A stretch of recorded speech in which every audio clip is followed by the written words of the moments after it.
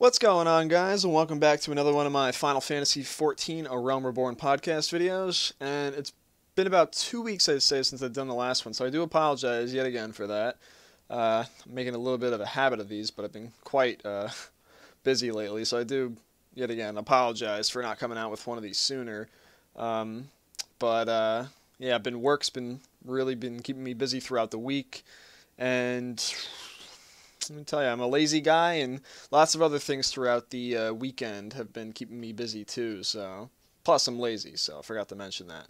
But anyway, enough of me and my excuses. Let's move on to some of the topics that we're going to be talking about today throughout the course of this video. We're going to be going over some recaps of the Nico Nico live stream, what was announced, at least the good stuff. We're going to be going over also stuff about the new video that came out recently, or whenever the hell it did come out, because I'm a little late on this one, but it was the Yorzia Collection 2013 video, which we'll go over in a sec.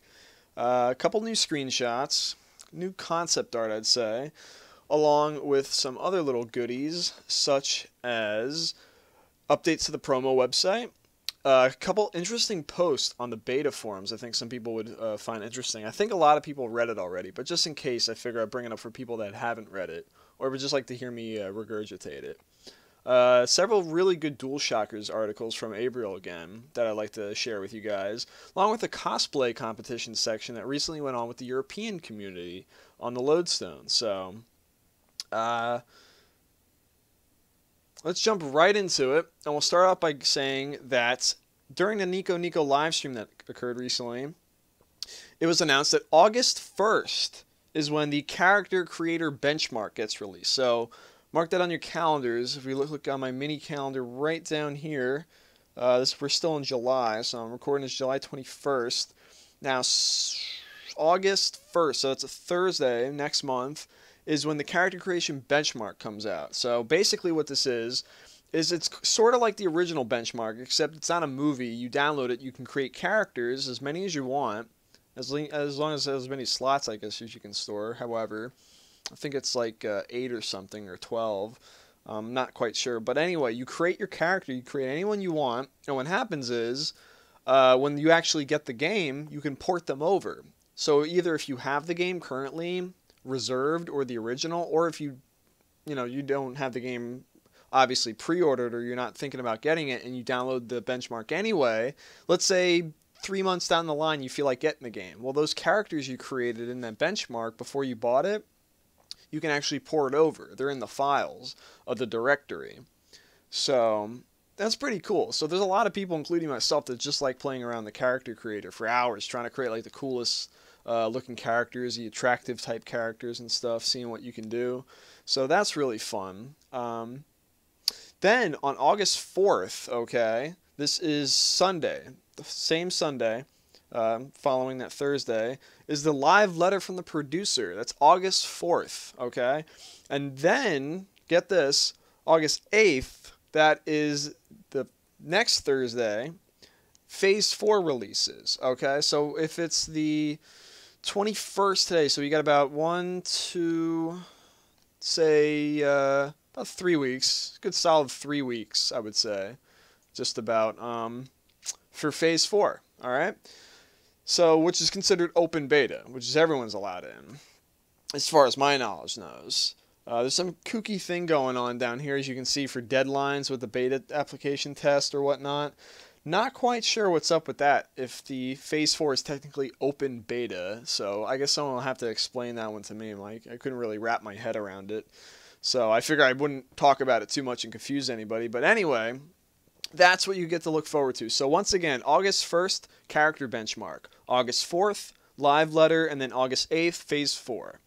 Now, another interesting thing I wanted to share with you guys was for PlayStation 3 users, it says, players who have purchased multiple copies of Final Fantasy XIV A Realm Reborn may now register multiple service accounts to a single Sony Entertainment Network account. Before, you can only have one service account for 14 per Sony or PSN ID. Now you can have as many as you want. So if you have like family members that also have the game, you can share it with one single Sony ID instead of having to create multiple PlayStation accounts to play the game with different characters for different family members. So that's pretty cool that they worked that out with Sony. Another interesting fact for PS3 owners is the Final Fantasy XIV PS3 Collector's Edition sold out on most of the US retailers, most of the popular ones like GameStop, Amazon, and even Square Enix's online store, which I pointed out in my my video way back when they first announced. So that's pretty crazy. Like I'm assuming that all the console players and the 1.0 players that already have the PC version all decided to get the PS3 because you can't have multiple PC registration codes if you're a pre-existing player. So everyone probably went and purchased the PS3, including all the console players that have not been able to play it yet on PC. So that's pretty crazy how it's already sold out, like on all those major retailers. So you can, if you haven't reserved it yet, double check GameStop, Amazon. I wouldn't count on Square Enix's online store. I doubt they restock, but if you can't find them there, I think Good Old Games, I think is the other one. I'm probably saying it wrong. I think that's what it's called, but it's like, I can't remember the name. Somebody can probably spark my memory again, but there's this one good website that gives like 20% off or something for the game if you get the one of the, I think it's the collector's edition and the PS3 version or something like that. But basically, if you're still thinking about pre-ordering it, don't be discouraged. I'm sure you can still find it out there on plenty of different websites. So if you are still considering pre-ordering it, go out there and do some research and check which one still has it available, if the main ones haven't restocked it yet or anything like that. So that's just the major stuff I wanted to get out from the beginning. Now, I want to go over to our next segment, which is the video that I have ready to showcase to you guys. So we'll go over and we'll tune into that one in just 1 second. So, see you there. Alright, we are back with our next segment, which is the Yorzia Collection 2013 video. So if we jump right into here, I'm going to be freeze framing constantly. So we got the Thaumaturge's robe set, which was in 1.0. This you got from an NM originally. I think this is called the Sears Cal. This was, I believe it was obtained from the Prince of Pestilence, and then I think they switched it around with the imp guy. I can't remember if they did that. They switched a couple of them around, but this was obtained from 1.0 off an NM in the Black Shroud. So that's the Sears Cal for Thaumaturge, and you got Korthus in the background with the mountains and the fortress for Ishgard. You got the Carpenters AF right here, which looks really nice.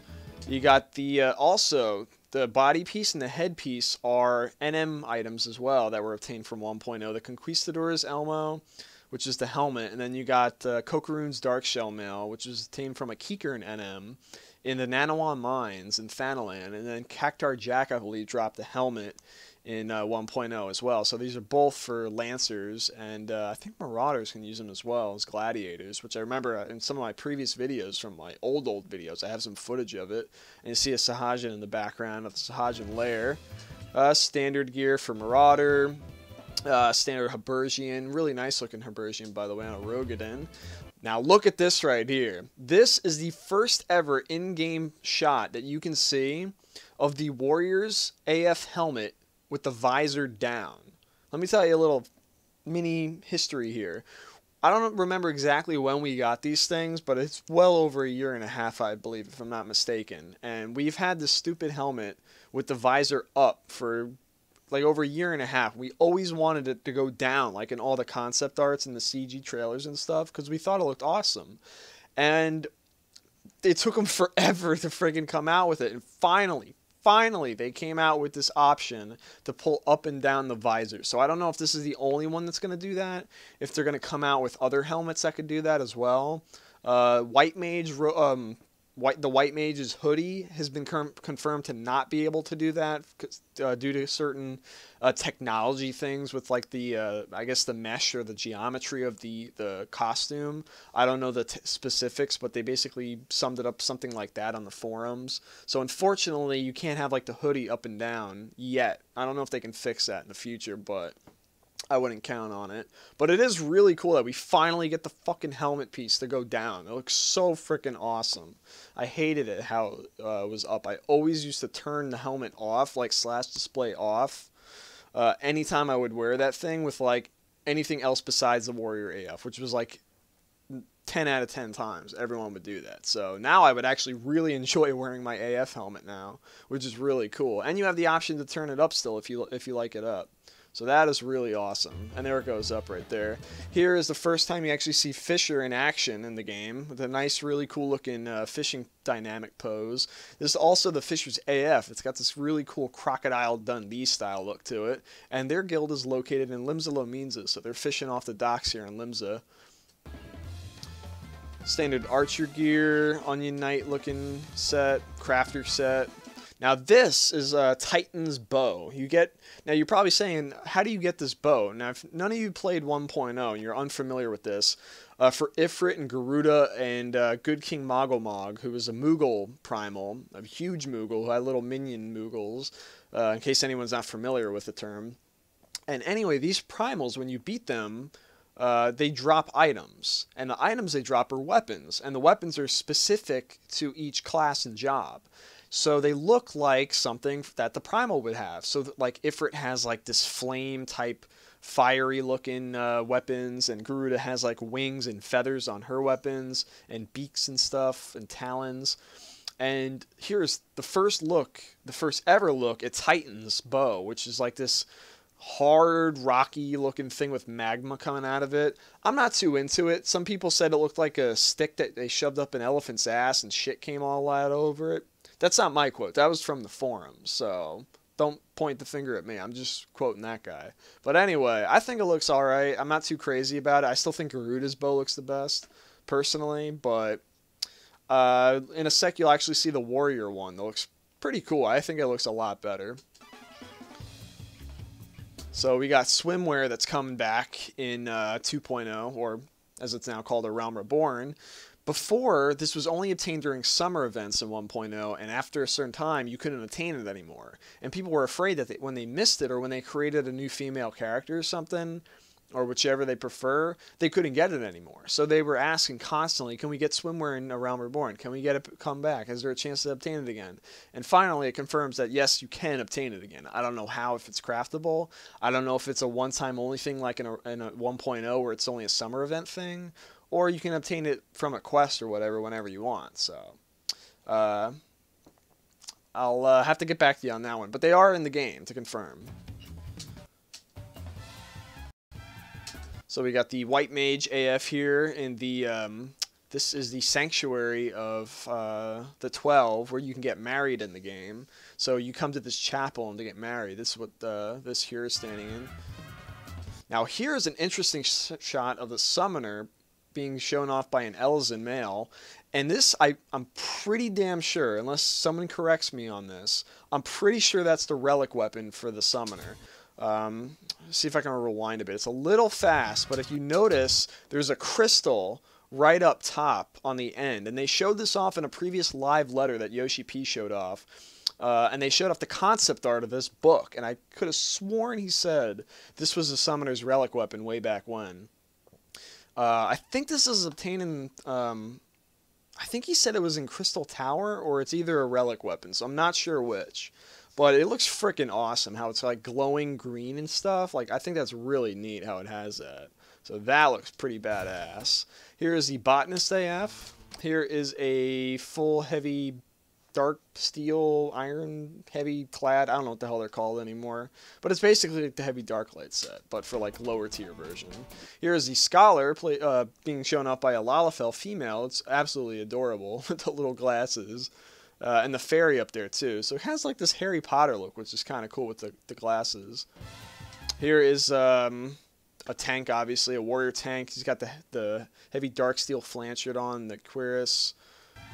Here is a blacksmith. I believe this is blacksmith. I always get these damn ones confused. I think this is the blacksmith one, or the armor. I'm gonna say it's armor, and I'm probably mistaken, but it's one of the two's AFs. Here's Dragoon's AF. Here's Culinarian's, which looks really cool.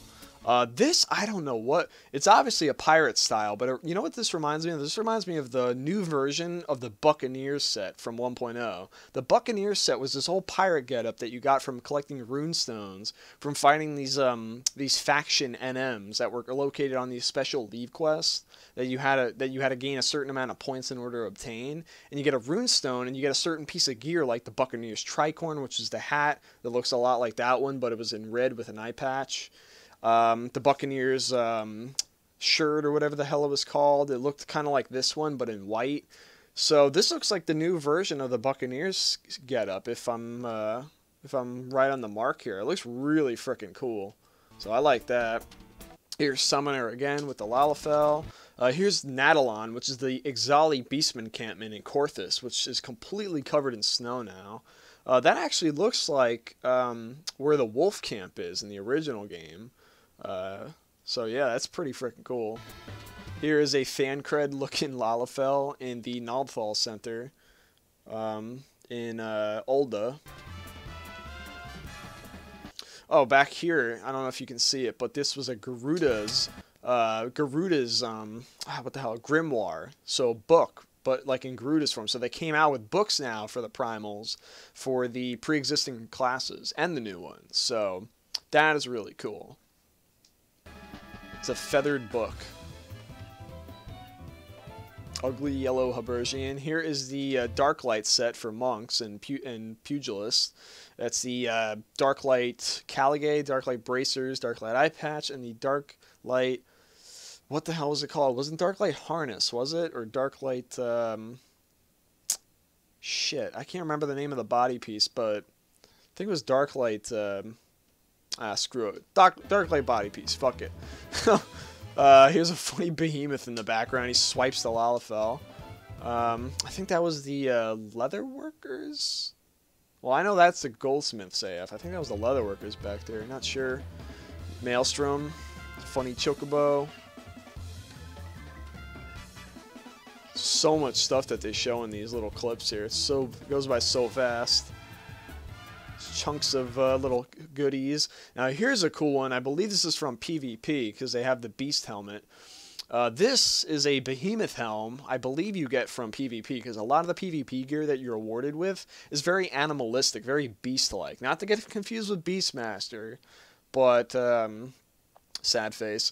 Not to get confused with Beastmaster, but this is type of gear. I believe, if I'm not mistaken, if it matches up with the lion set, the bear set, and all the other sets that I've seen so far from PvP, I believe that's what it's obtained from. So it's a behemoth helmet. It's really cool.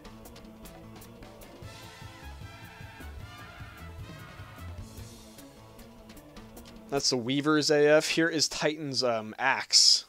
Great axe or whatever you want to call it, being shown up by a Rogueden wearing heavy dark light, which I think the axe actually looks pretty freaking cool, because it looks like a hard-hitting axe that's really freaking blunt with this magma pouring out of it. So I think that looks a lot better than the bow, personally. But that's the same thing with primal weapons. You have a lot of primal weapons that are hit or miss. Like certain ones look better for other classes than others. There's the adorable Chocobo costume that you get in game. Now, if you've done 1.0, the Chocobo caravans, and you already have the Chocobo mask like I do. But the body piece, I think, are either achievement rewards, just like the Chocobo mask is, or it's obtained from something else. Not quite sure, but still really awesome. I can't wait to get that. Another thing right here I wanted to show off is a new staff. Now this has been in the data files for a while, but I can't seem to locate it. Here we go. This is a Trent staff for conjurers, I believe. Really cool. It's like a long wooden staff, but it has like a little cartoony looking Trent face on the top of it. So that's pretty neat. And that is the end of the video. Alright, so we're heading into our next section of the video, but before we go into that, I just wanted to throw out one big noticeable little teensy-weensy difference after finishing up that one section. All of the stuff that you're about to hear me say and see from this point on, I did last night, and if you look at my date, it's actually the next day. What happened was, all of my footage that I took on the 21st last night completely got deleted. It did not record for some reason. I don't know why, but it was a technical difficulty. and I don't know what happened. Like, it just, everything after the video portion got deleted. So I had to go back and get all my bookmarks. I had to go and get all my links. I had to switch them around and stuff, and spent an hour or so getting them all together. So I just wanted to point out that I'm doing this for the second time now. So keep that in mind for the duration of this video. So I just wanted to let you guys know that, so you weren't like, hey, wait a minute, why is he recording this on the 22nd when he started on the 21st? So I just wanted to throw that out there for anyone that was curious. So I do apologize for that. But without any further ado, here we go into our next section, which is the 3 new screenshots that were released yesterday.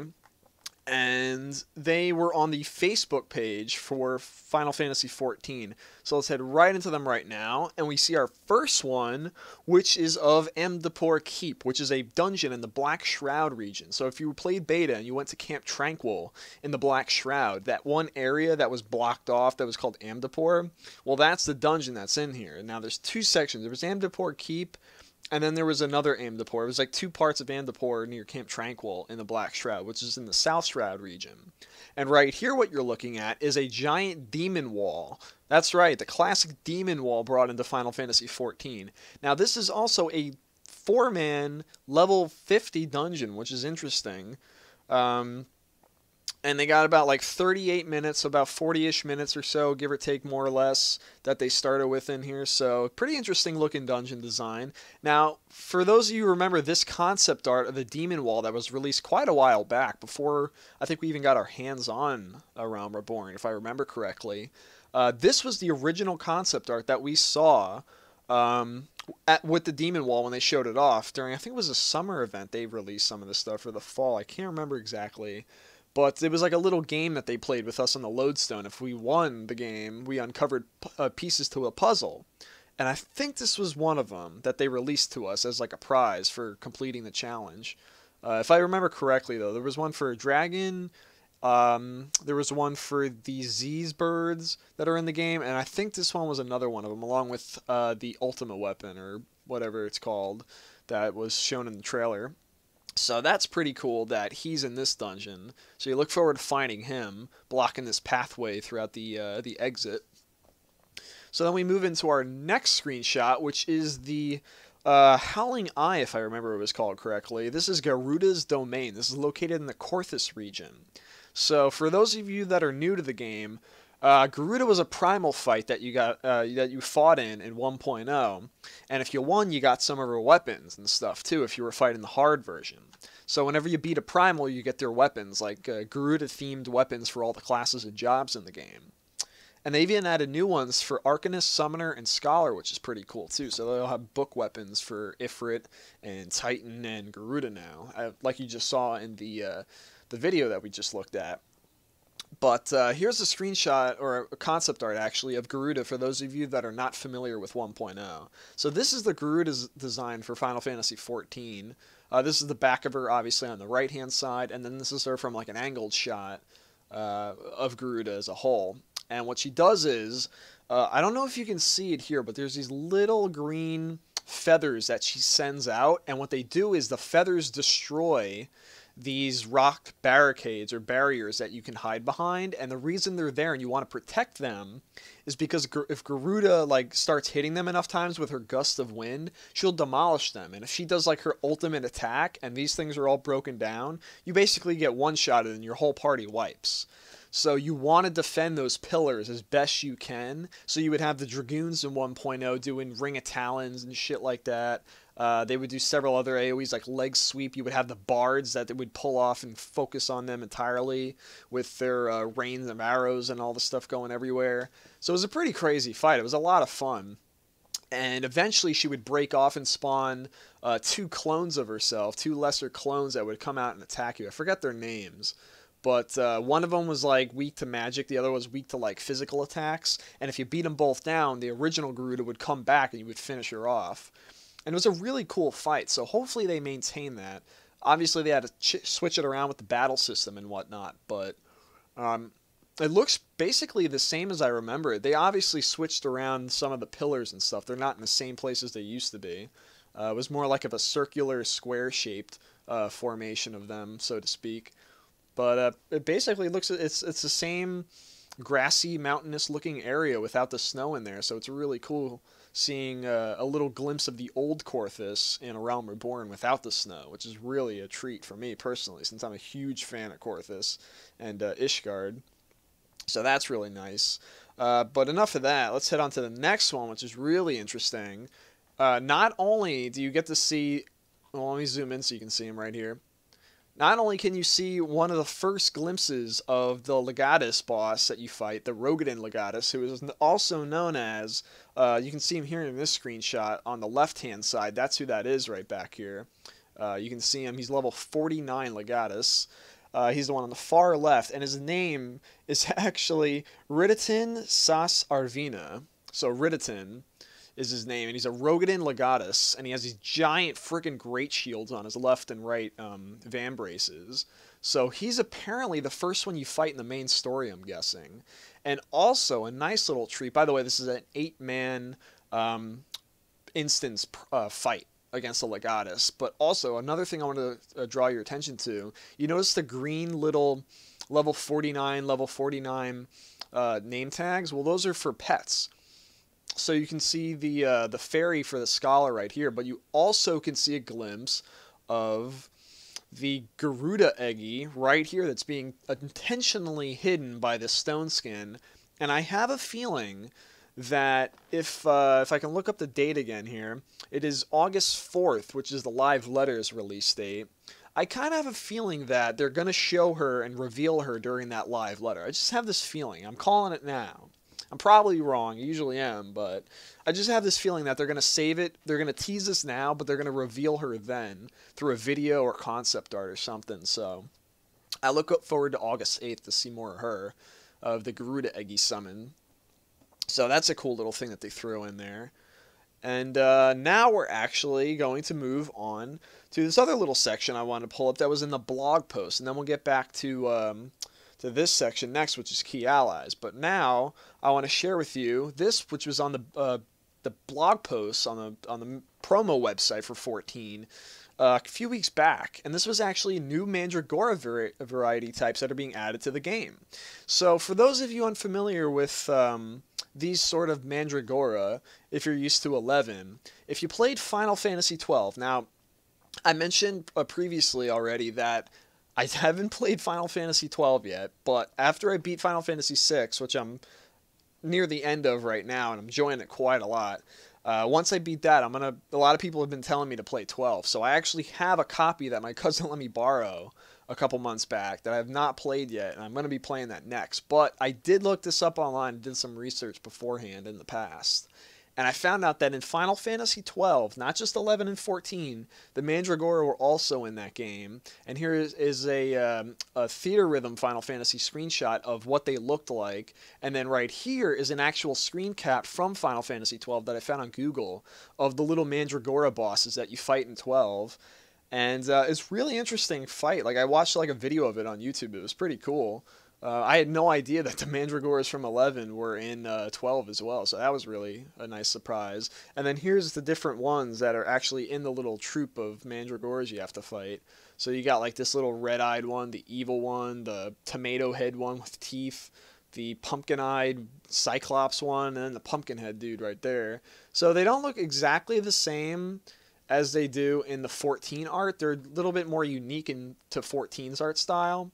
But it's pretty cool seeing like the tomato head one, the onion head, the turnip head, and the little one with the flowers. So that's pretty cool that they have these little variety of manis that they're adding.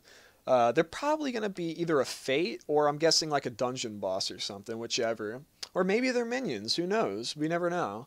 But it'd be really neat if there were a boss fight. That would be a lot of fun. So that's something I wanted to share with you guys in case anybody missed that. But getting back to our promo site updates, on the Final Fantasy XIV site, we're going to go back to the key allies, which we're going to go into a little bit. I'm not going to go into deep detail. I'm saving that possibly for like a character study video or something to teach people about the history of these characters.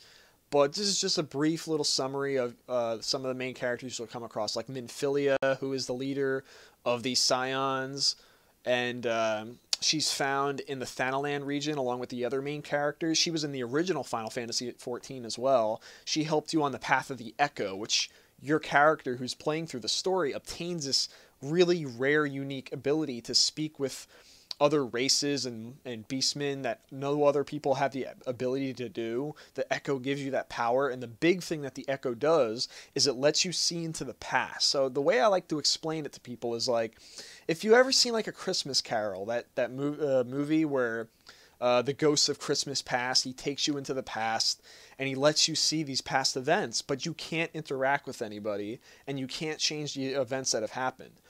The same thing applies to Final Fantasy XIV, where the Echo is there. You can go into the past and relive certain memories that people have experienced to get in depth with their character and their backstory to learn more about them and certain events in the world of Eorzea, but you can't change anything. You do not do anything about it, but you can get insight into that.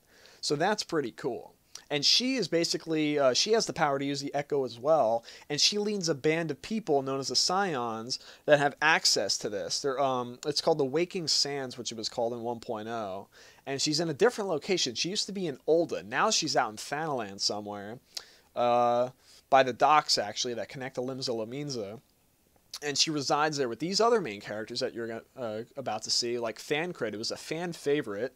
He's your guide if you come from Ul'dah, so he's your guardian if you start in the city of Ul'dah, and he's claimed to be a bard, a skilled bard with daggers, if you can believe that. Then you have Yida, who is from Gridania. She's your guardian there. She's the pugilist, who's also a comic relief character, along with Papalimo, who is a Lalafell thaumaturge.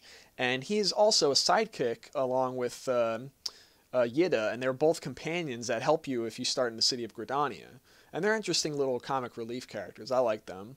And then there's Y'ashtala, who's my guardian, because I start in Limsa, which is pretty cool. So she's a conjurer, but she's not like your average conjurer. She has access to some pretty crazy magic that you have never seen before. Like, she can make duplicates of herself, which is really interesting. She can like catch bullets in thin air and stuff, form like these huge barriers to protect you from monsters. It's pretty cool. And she has access to like an ancient language that no one else has access to, that you see in 1.0, and she reads like these old stone tablets and stuff. And you actually see a glimpse of that in the beginning of A Realm Reborn if you start in Limsa like I do, or like I will, yet again. So she's a really cool cat. And then there's Loiswa, who is the leader of all of them. He is a part of the Circle of Knowing, as it was formerly known. He comes to Eorzea with his people, with these characters I just listed off, along with Urianger, who is his faithful companion that follows him around. And he basically preaches that there's... he sends Urianger to go off and preach that there's the coming of the end of the world and this crazy prophecy that's going on where this dark era known as the 7th Umbral Era is coming, and the grand companies of Eorzea all have to band together to stop the Garlean Empire from what they're going to be unleashing, which became Bahamut, where he frickin' went crazy and destroyed like a large portion of the entire realm. So he comes here from Sharlayan, which is a city to the northwest, I believe, of Eorzea. It's like to the west of Ishgard. It's north of northwest or whatever of Gridania, and it's a city composed of scholars. So all these characters that you're seeing here are essentially scholars. Yes, they're thaumaturges and they're pugilists and they're bards and conjurers and whatnot, but they're primarily scholars from that city. They have a great wealth of knowledge. That's why they call themselves the Circle of Knowing. They know about the primals, they know about the history of Eorzea and the planet, they know all this stuff, and they come here and they give us, the players, us, this knowledge, and they encourage us to join the grand companies and band them together. So you've also probably recognized him from the end of an Era trailer. Now, I'm not going to spoil what happens to him because you've probably already seen it, but for people that haven't seen it, go watch the trailer. You'll see what happens to him, or watch the cutscenes of 14, the original one, to understand his character more and like what role he had. And any way necessary, you can gather this information, but I'll go in more in detail with this stuff in the future in a video, possibly if I have the time. No promises, but I'll try.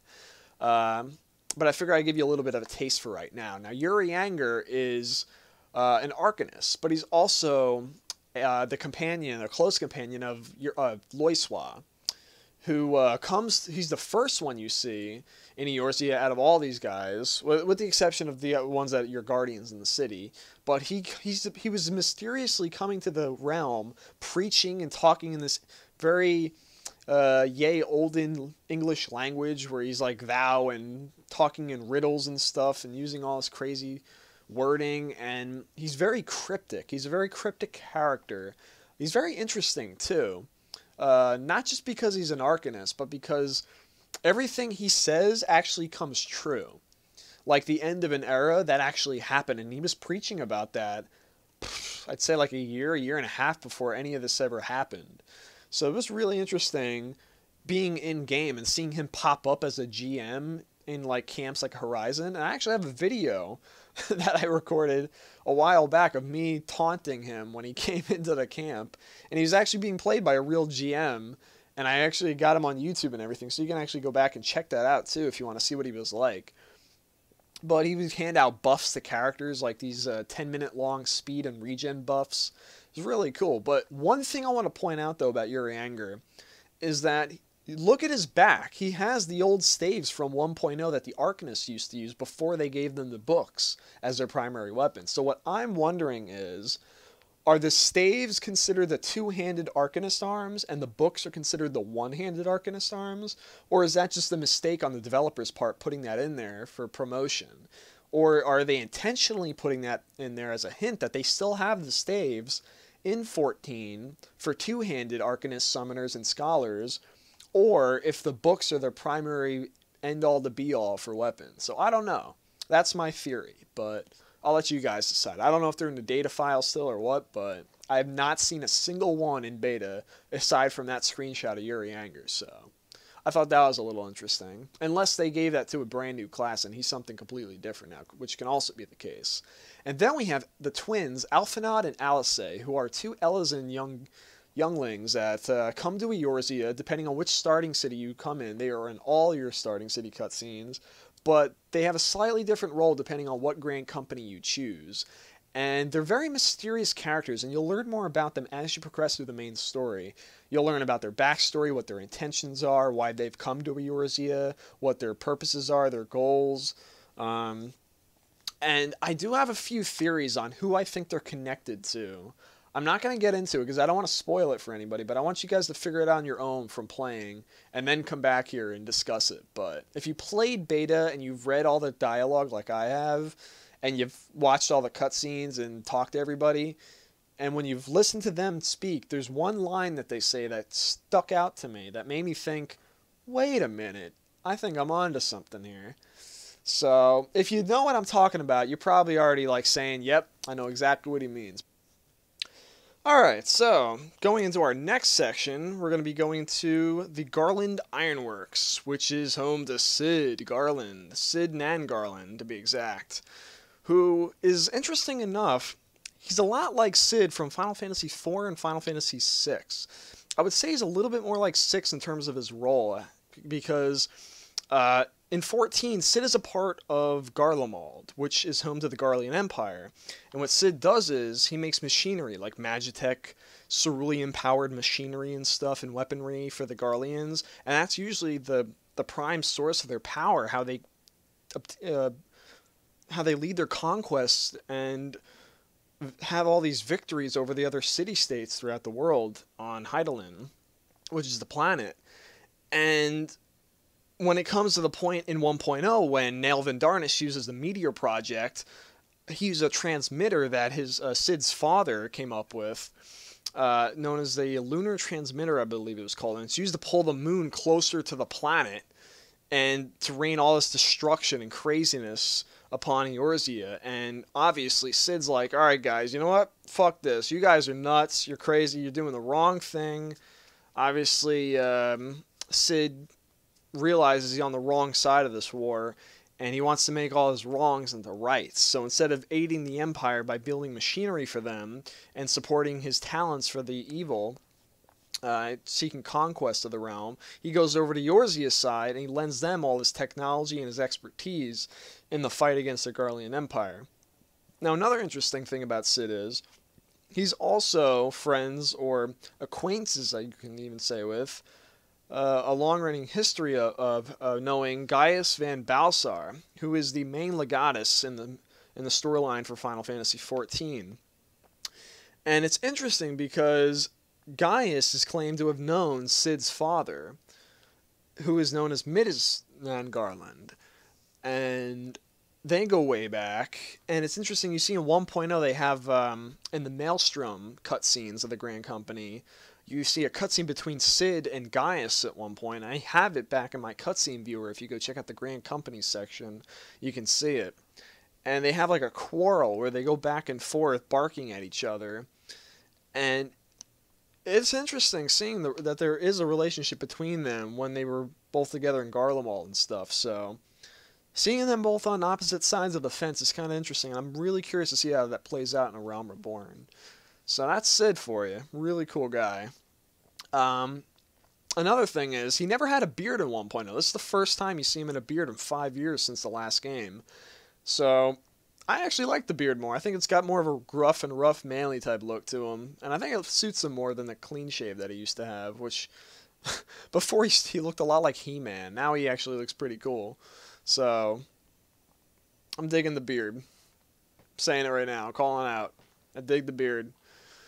Okay, so we're going to shift over to another new section that came out, known in the system section, as a matter of fact, with the battle system and the duty finder. So the battle system basically goes over the core concepts of the game's combat.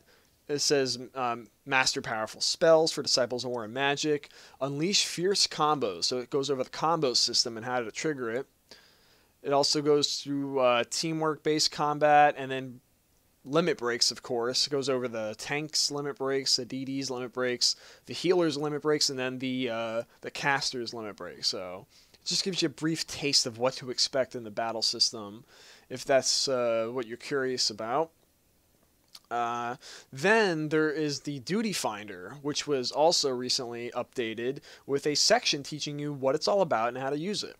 So if you missed my last video where I went over it briefly, they have updated in here with screenshots and descriptions of how it's used, what's the purpose of it, and they've included the video that I linked last time on a video guide of how to use it as well if you're new to the game. So that's really cool. Alright, so that's going to end this section of the promo site and what was updated on here, and now we're going to switch over to the beta forums section. So let's head on over there. Alright, so here we are on the forums. Now, starting off today's topic with the forums is a bit of a controversial topic. So just to start this off a little bit as a setup, recently there's been this big mishmash going back and forth of this particular item that was exclusive to Final Fantasy XIV 1.0 at the very end before the game went offline. If you fought the final boss, you got this special earring that you could obtain, which was supposed to be really rare, really good, and it's been turned into crap in A Realm Reborn. So Hivenir is here responding to a major post that's been on the forums, and he says, he's here with more bad news to say, first and foremost, the White Raven earrings serve as a commemorative token of winning the extremely difficult battle in version 1.0, and is something that those that own it can wear proudly as a sign of their achievement. Since this is its purpose, we don't have any plans on changing its effect. So, basically, they're like, sorry guys, we're not changing it at all. So, you're probably saying like, well, what do these White Ravens look like? Alright, well, this is what the White Ravens are. Okay, this is what the item looks like now. It gives you slashing resistance +3. Before they gave you regen +1, refresh +1. I think it gave you evasion +7 or something like that. Somewhere in that ballpark. And I honestly didn't think they were that great to begin with. I thought they were decent, but I think you could have done better. I personally use the militia earrings from Hamlet Defense over the White Raven, so that's just me. But to show them off, you know, it's one of those items, but you can't really see it anyway, so it's not really that much of an achievement to flaunt around to begin with. They were mostly worn for their stats.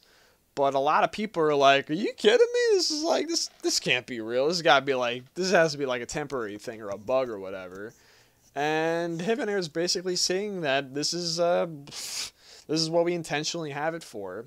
And I'm guessing the only logical explanation I can think of them having this is because I guess they don't want people to feel like it's unbalanced or unfair that only certain players have it and the others don't. My solution is just like, listen, why don't we just, why don't you have something similar to it that you can obtain in the same game, but with slightly different stats or something? I don't know. That's the only reason I can think of why they wouldn't have it in there, you know? But what the hell do I know?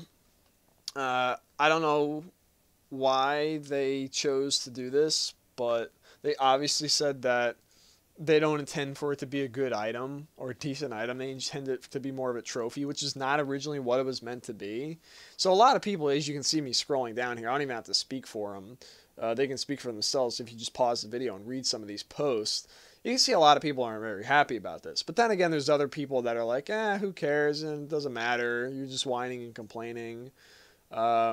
I personally, I agree 150% and understand what the players are angry about, because I did the fight myself. I fought the fight, I won the fight, and I obtained the item. So I know what it takes to complete that quest, that boss fight.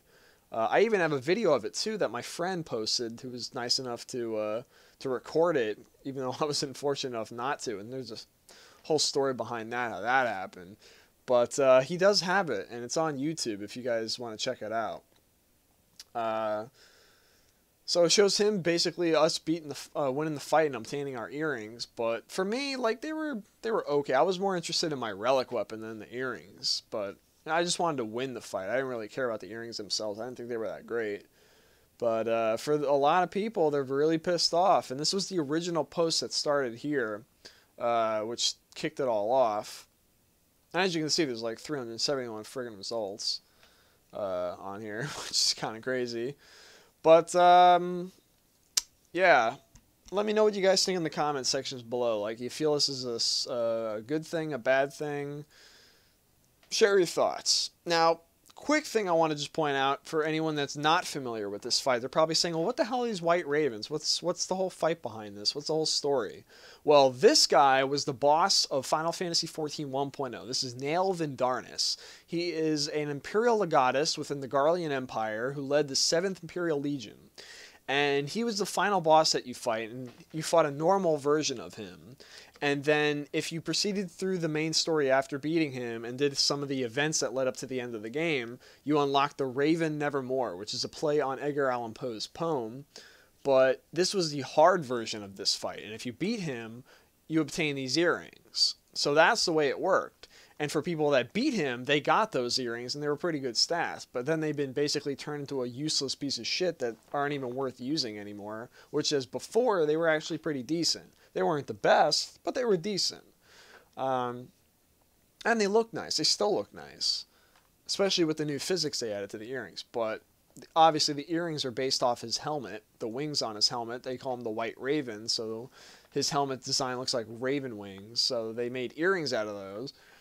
And I don't know what else more I can say on that. I completely understand and relate to people that would be upset with this. Even though me personally, I'm not that torn up over it. I thought some of the ideas that people suggested was having to make up for it to people was having like a full costume of Nael Vindarnus that characters that beat him and obtain the earrings can actually switch into and wear. I thought that would be a really awesome thing to run around as Nael, but then again, everyone would be doing that, so it would kind of destroy his image, I guess. And another thing someone said was, well, why don't you have his lance or something, or his helmet maybe as like a free company decoration or something in the household. So that's another cool idea for a possibility, but it'll probably never happen. But it's weird enough because his profile is located on the promotional website for 14, so if he's not in the game anymore, why the hell would he be on there? Unless he's only for backstory purposes or something. But I don't know, some people, including myself, theorize that maybe he ends up showing in the game some way or another again. Maybe as like a hidden boss.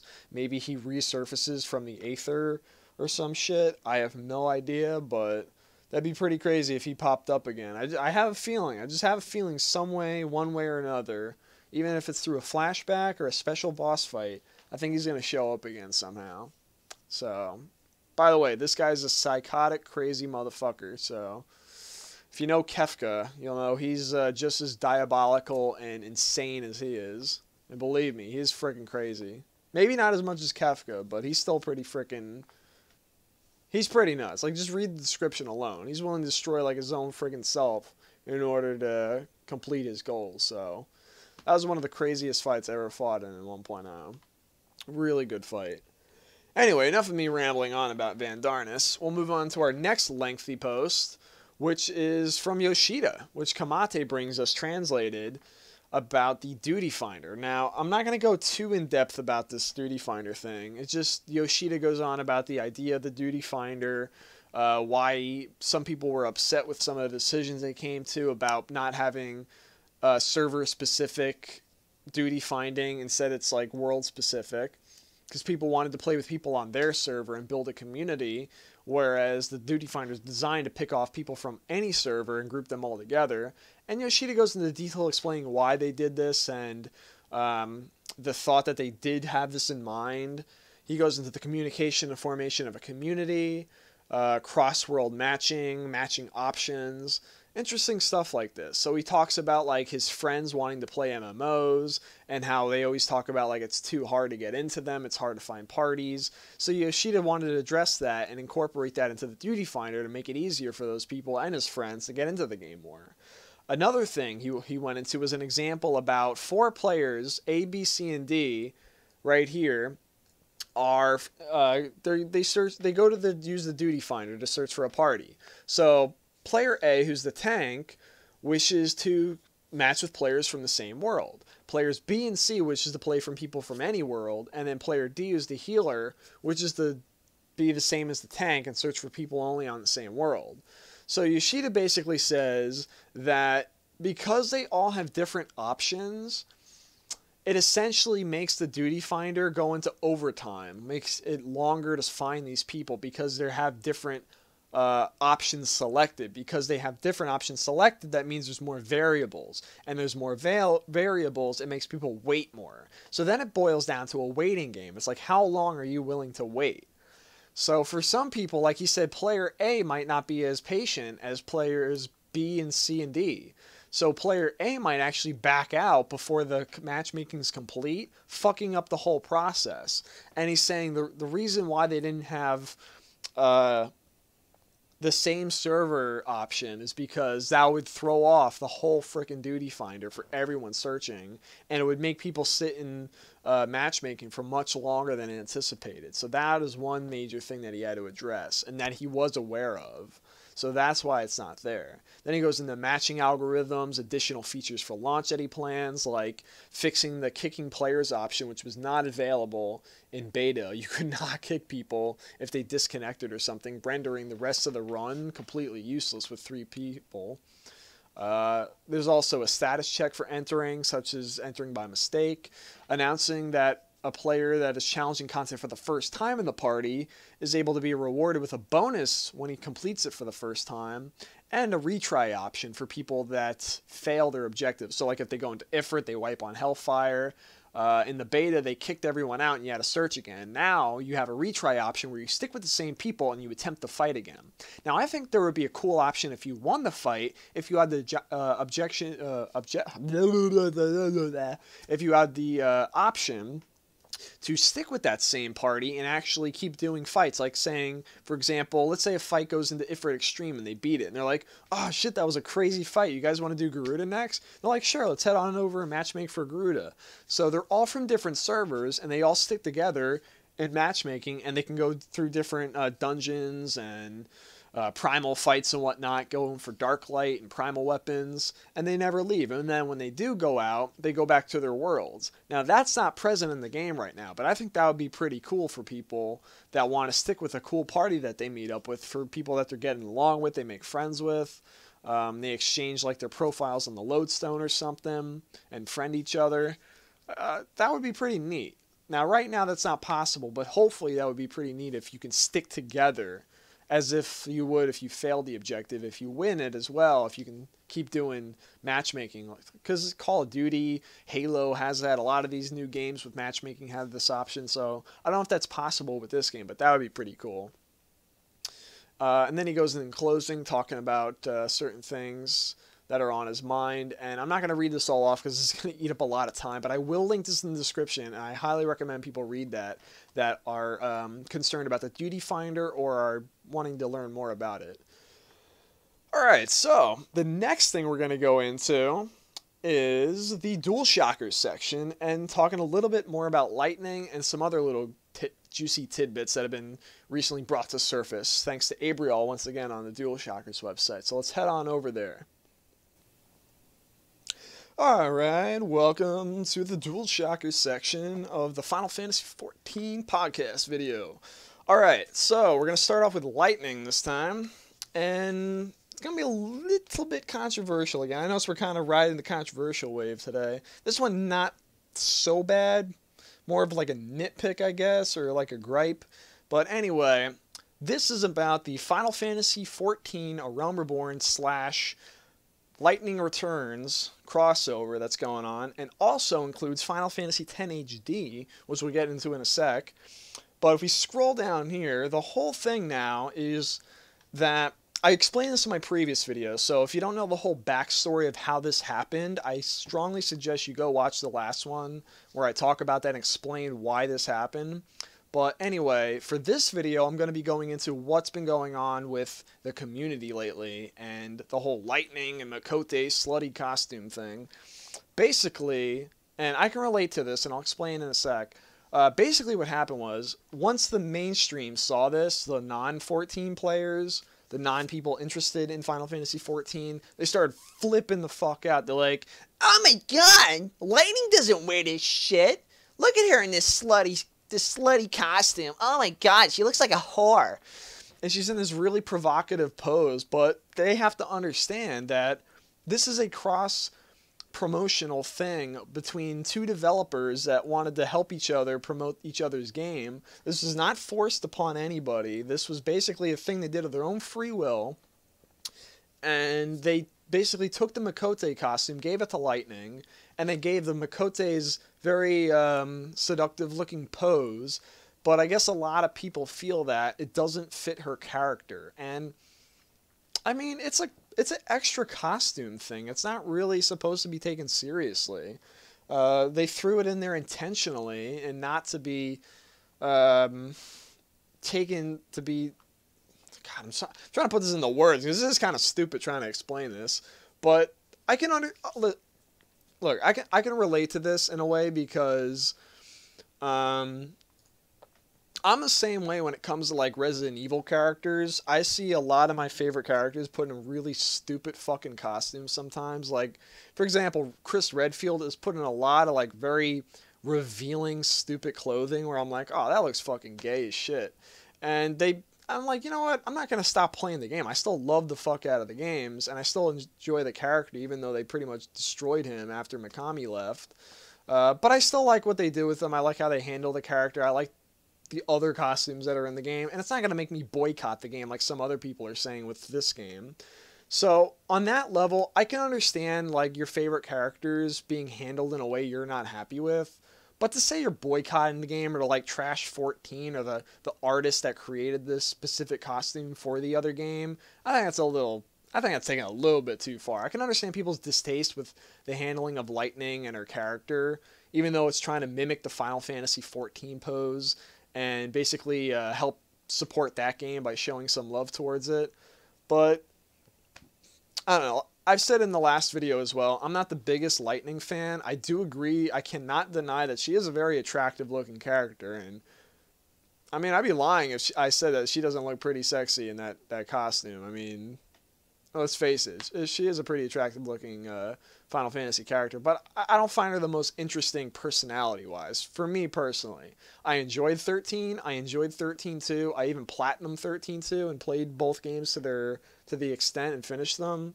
But I find them not very strong representations of the Final Fantasy franchise. And I find them to be my least favorite Final Fantasy games. But that doesn't mean I hated them. I didn't enjoy them very much. I just don't like them as much as the others I've played. including 14. But that's just me personally. I still think it's an enjoyable game, and I think Lightning's a respectable character. I don't personally like her that much, but I do think she's an attractive character.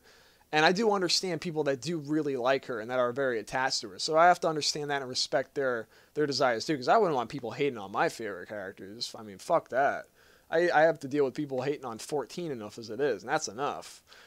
But moving aside from the whole controversial aspect, I wanted to show off a little bit more of her costume. You can see the Maelstrom Escutcheon, which you obtain from your Grand Company if you're part of the Maelstrom. I even have one of those. You get that for 50,000 Grand Company seal points.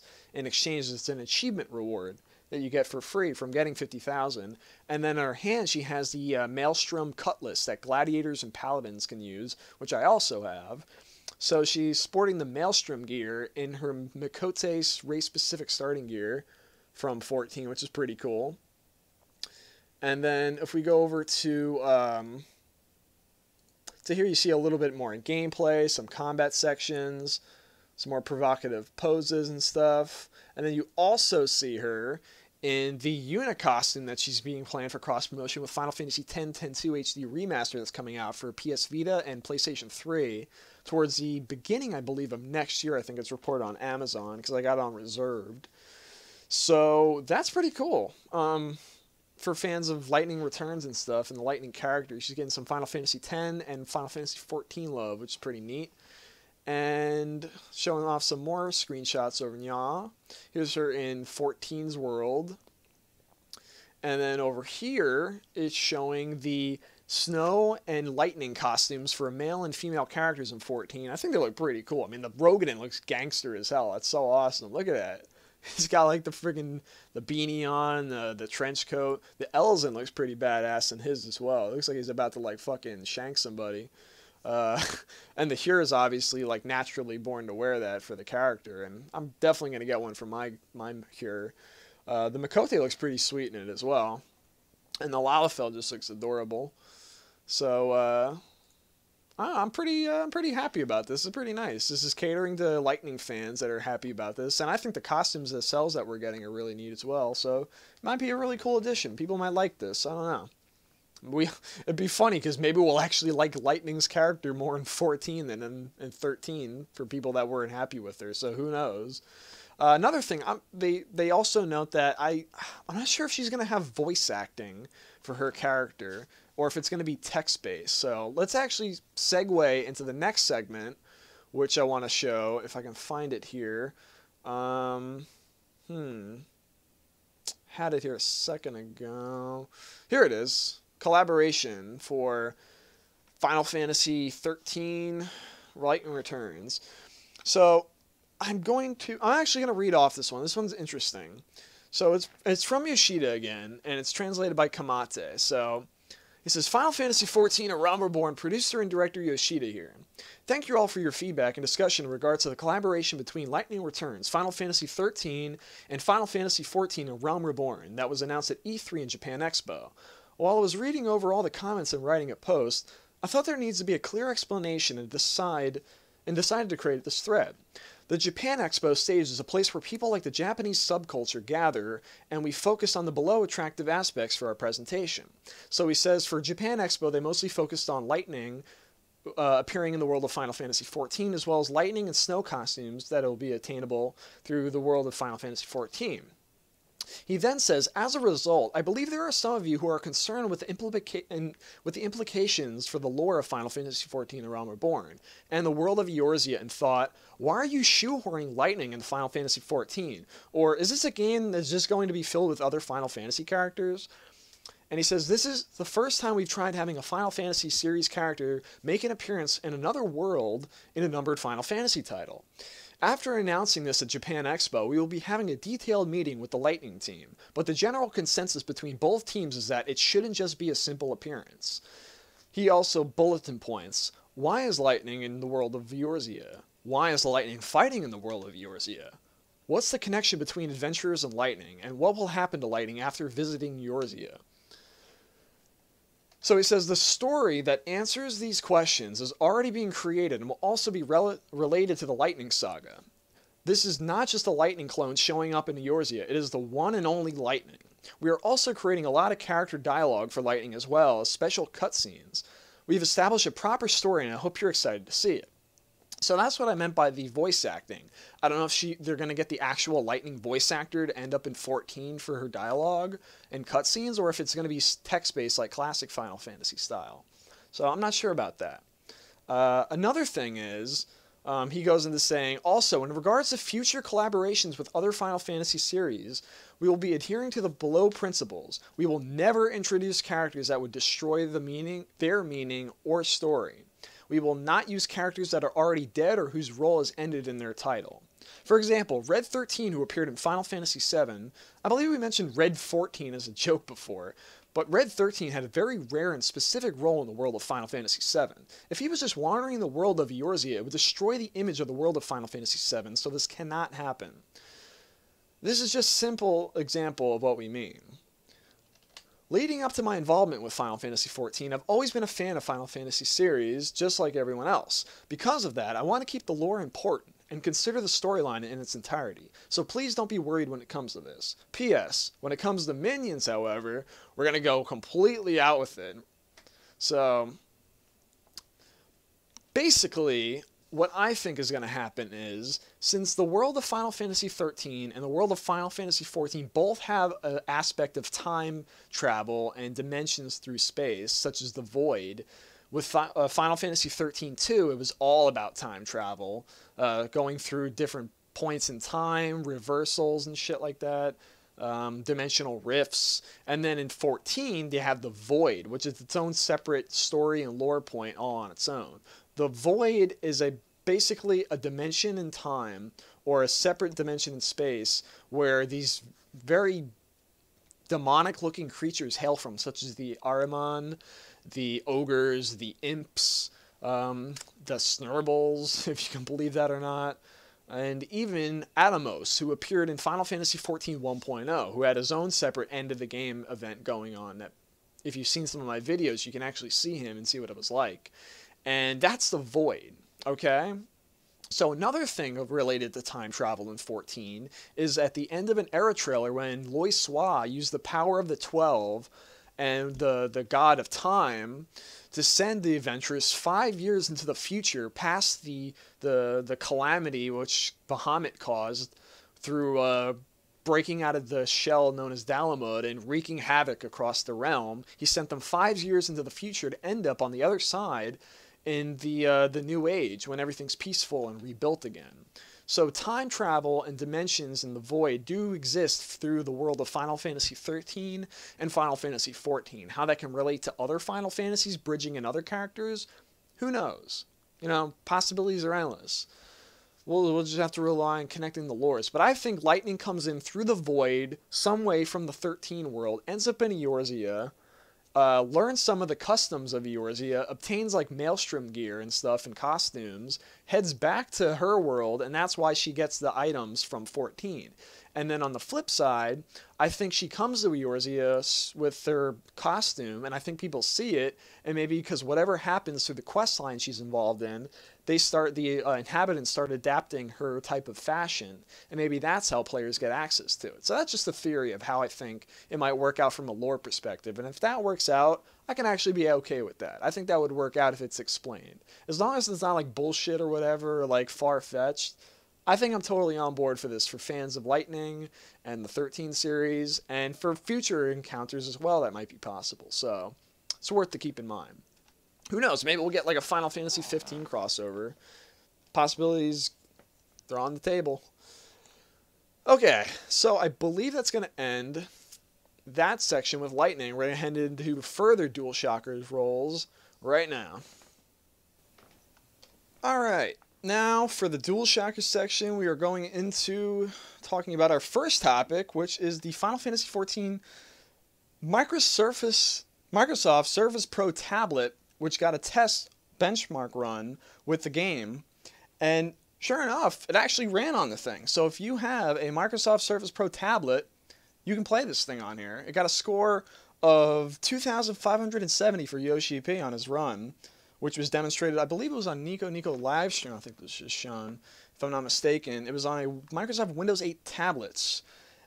And it was on like medium settings, he said. So if you're playing on low settings or medium, you got a pretty decent score. But then again, if you see the guy in the comment section, he says he ran the benchmark on a Surface Pro running Windows 8, and he said he scored a 3,115, which is about 1,500, give or take, less than what I got on my gaming laptop. So that's actually not half bad. So they did improve with a lot of the firmware updates and drivers, the guy said. So that's pretty cool. So if you have a Microsoft Surface Pro tablet, definitely check it out playing the game on there. If you don't have like a PS3 or high-end gaming rig or mid-range gaming rig or PC gaming rig at all, there's another option for you out there. So a little bit of a handheld device you can play around with. So I just want to point that out there. I thought that was really interesting. The next thing we're going to jump into is, Microsoft will not allow Final Fantasy XIV on their consoles. Now, you're probably saying, like, what the hell is this all about? Well, you probably read all this already, so this is no news to you, but I just wanted to throw up some quotes for some people that were out of the loop that didn't really get to see much of this. Thanks to Abriel yet again on DualShockers covering this. He has the quotes from Yoshi P himself in an interview that was conducted with RPG Site not too long back. And he says, to answer your question straightforward, the policy is not changed on Microsoft's side. The main reason from our side is that I don't want the community to be divided, to be split in two or more. For example, one player might be on the PC version, another might be on the PS4 version, and I'm playing the Xbox version. But we're not able to join the same game servers. That is just, I don't like that idea. I disagree with it. For Final Fantasy XIV, if that frustration happens, maybe one of those players says, okay, I will give up my PS4 character and start out from scratch, making a new account from scratch on another machine. I don't think that's fair. I really want the community to stick together and not be split into two or be divided because of that reason. That's one of the reasons that means that unless the policy changes, Xbox just doesn't make sense to us. So even going way back to 2010 when the original 14 came out, Hiromichi Tanaka, who was the original, I believe he was the original director or producer on the game, along with Nobuyuki Kamoto, I think it was his name back then. He was the director. I believe Tanaka was the producer. And he was asked this question as well. And what happened was the same thing went down. He said, basically, Microsoft wants the system to launch on their console the same day as the others. And that wasn't happening. The PC one was launching first, followed by the console versions back then. And Microsoft wouldn't have it. They were like, you know what, fuck you. And Square-Enix was like, you know what, fuck you too. We got a copy ready, so as soon as you stop being a bitch, we'll put it on there. So it sucks that they're not going to have it on the Xbox like 11 was. And people were probably saying, well, then why is 11 on the Xbox if 14's not? Well, 11 was the exception. This was back then when Microsoft wanted to get in the pockets of all those Japanese developers and get the Japanese consumers to buy their console. So they were willing to bend the rules and do whatever it took to get people to buy their system over Sony's PlayStation 3 or any other console that might have came out at the time. So that was the exception back then. That doesn't fly anymore now because they basically gave up on the Japanese market. They know that they're not winning them over. They're sticking to their strengths on the American and European markets, and that's that. So that's what went down 3 years ago, basically. And the same thing still applies today. So nothing's really changed. The same question was brought up 3 years ago, and it's answered yet again, except I think it's answered in a much better way from Yoshi P, because you get the feeling that he wants to put it on as many systems as possible, but Microsoft just, because of their stupid rules, they don't like people playing with each other on different systems. They like people being essentially isolated or segregated from each other, which I think is really stupid. So I actually agree with Yoshi P on his point here in his view. Going into our last DualShocker section is this cool little art that they supplied on the for fan site kits on the Lodestone. So you have class art that you can download for your cell phone. So you got the Thaumaturge, Conjurer, Archer, Lancer, Pugilist, Marauder, Gladiator, and Arcanist displayed here, along with a baby Raptor, Goblin, Fungar, Demon Wall, Kate Sith, baby Deer, and Mammoth that you can use for your Twitter accounts, I believe. So you can use those as Twitter icons and stuff, or anywhere else on Skype or whichever you prefer. And then these you can use on your computer or your phone too. So I thought that was a pretty neat thing. Now, one little forum topic I wanted to throw in here was about the dye system that I found interesting. Now, Hivenir comes in saying, I know I look amazing in red, but I can pull off a bright green. So somebody quote says, not having a preview is a huge turnoff. Between all the gear from classes to manage trying to let me repeat that. Between all the gear from classes to manage trying to get crafting done, I couldn't afford to dye anything like more than 2 times.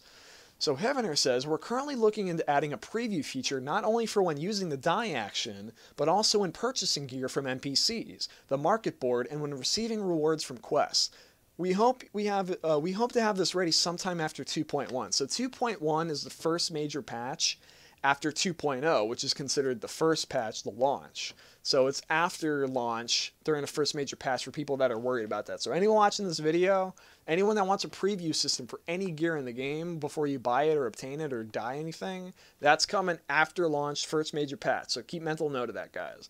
Important stuff right there. Also, another thing is that Dr. Mog posted this on his site, Dave of War. I found this just freak of luck on Google when I was typing up stuff. This is to help you save all your macros, your character creation data slots, your configuration for your UI, your action bar, all that stuff is going to get deleted when Phase 4 comes. So Phase 3 shit's not going to carry over. Dr. Mog basically came in here, along with a few others across Google that I spotted, came up with guides to help you store all that stuff. So I'm going to have this link in the description as well for people that want to save all that, because I can guarantee you right now, at least like 70 to 80% of the people out there don't know about this, and they're going to have to redo all that shit again. And I'll tell you what, I micromanaged for hours figuring out my macros and my configuration settings and stuff.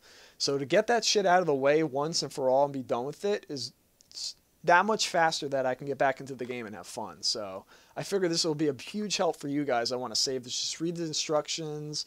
Here's like an image that he shows off on like what you want to look for in your documents. This is the stuff you want to save. Like the Final Fantasy XIV character beta 1, 2, 3, 4, like your character data slots that you save and character creation, and all the other stuff is like your UI things. But he points it out in his guide, so I figured that was an important thing to throw in there. So be sure to look that over in case you're interested in saving some time, which I highly recommend. And now we're going to head over to our last section of the video, which is the cosplay competition. So we're going to head over to that right now, and we'll continue from there. Alright, so just in time for our final section of the night, we got the Final Fantasy XIV Realm Reborn cosplay competition. Now, for those of you that weren't aware of this whole competition started like way back when I first started doing these videos. If you even go back in some of them, I think I have it in like one of the earlier ones of when this was first announced. And this was for the European community. This was not for anywhere outside like the United States or Japan or anything. And if you won, you got a trip to Japan to Square Enix's offices to meet the team and stuff, which is really cool. So you scroll down here and you actually see the winners. Now, the winner here did a male Makote costume, which came out fantastic, by ul'dah. And then a special award goes to Sephiroth's mom, who did this awesome chocobo thing. And I actually found their gallery on Facebook that they publicly posted of the whole guide of the thing. And I'm going to share it with you guys because this thing is amazing. They're personally my favorite cosplayer out of this batch. And I'll get into that in a sec. But the other ones were Aaron Bauer, who did a female Lalafell, which looks really wonderful. Wolfie1664, who did a Makote Bard, which looks really great. We'll get some close-ups of that in a sec. And then we got Garuda, which, oh my god, is so good, by Emmy12. And then Seraphine, who did a White Mage here, which looks really good, from 14. So let's jump right into some close-ups of this, and we'll walk you through it. So we got the winner here, who did the male Makote costume, which looks almost identical to the ones that the actual Square Enix staff created for the shows that they went on tour with. You also have a back shot here, nice scenery that looks like the Black Shroud or something, really nice. And then a nice close-up shot, you can see the leather work that went into this thing. So, and the wig looks great too, and the paintings, face paintings on the cheeks, really good stuff. And then you have a close-up shot of the little Lalafell cosplayer in the race-specific starting gear, a nice little meadow, so it's really pretty. And then you have the White Mage, looks great. The boots look really wonderful. The whole hood and robe itself looks great. And then you have Garuda, which, oh my god, this one looks so good. This is hands down the best freaking Garuda cosplay I've seen that's out there, at least. Like, the headpiece with the wings looks really good. How it stays in place. The wings look great. I don't know how they get them to stay in place so perfectly without like falling all over, but that looks really good. The claws are really badass. Just looks really fantastic. I wish I can see some different angles of this to see it like more up close, but the only thing I would criticize is probably making it a little bit more green and less Snow Whitey looking. But aside from that, this damn costume looks great. Really good stuff. And then here is the Mikote bar, which looks fantastic, accurate Bard AF recreation here. It looks spot on. Even the Artemis relic weapon bow that they created looks great as hell. But now we're moving into my personal favorite, which I think should have got like grand prize. This thing is freaking nuts. So this was made by Donna Starling, aka Sephiroth's mom, who did this, and she is an amazing craftsman at this. I mean, she first started drawing out the Chocobo on paper and using the promotional art that's on the website for Chocobos and designed the thing. Then went into sculpting a model of this, right? Getting the whole beak, the head, and everything for like the headpiece for the helmet, and put it on like top of a bowl cap so it stays on the head. Then painted it yellow and put the skin on over it and the basic feathers that started off. And then jumped in and had it fully painted with the glass black eye, and then started putting on the harness made out of paper with some glue, it looks like, and these little buckle straps or something for the leather. So then we come here with the buckles and the leather all dyed, they're all attached. The headpiece for the Chocobo has been finished with the humps on it and stuff, which looks great. Really polished up. And then you get here where she's actually demoing it off on her head. Looks so freaking good. Like, look at the accuracy of the little jaggedness in the cheek of the bird and the bentness of the beak, how it swerves and bends. Like, it looks so damn good. And like the shimmerness and the shining of the helmet, it looks really fantastic. And then we got sorry, my cousin's actually calling me on my phone right now. I just threw it on my couch. But then we go to this other shot of the tail, which she used like a harness or something of I don't know, like a harnessy rope or something, or I'm not sure exactly, like a belt or something I can describe it as, like attaches to the body piece. You see the tail feathers are nice brown, just like in game. And then we switch over to here where you have the back piece, the body, the wings for the main torso area. And then it switches to a full comparison shot of the Chocobos side by side. Now, of course, the anatomy is not going to be 100% accurate. I mean, there's no way a human can bend their fucking legs back like that. I mean, you have to be made out of jello or something, or be friggin' just anatomically deformed or whatever to make your legs bend or your knees bend backwards. But for what she did, like, that's freaking good, man. Like, of course she couldn't do the neck or the legs, but aside from that, like, everything was so good.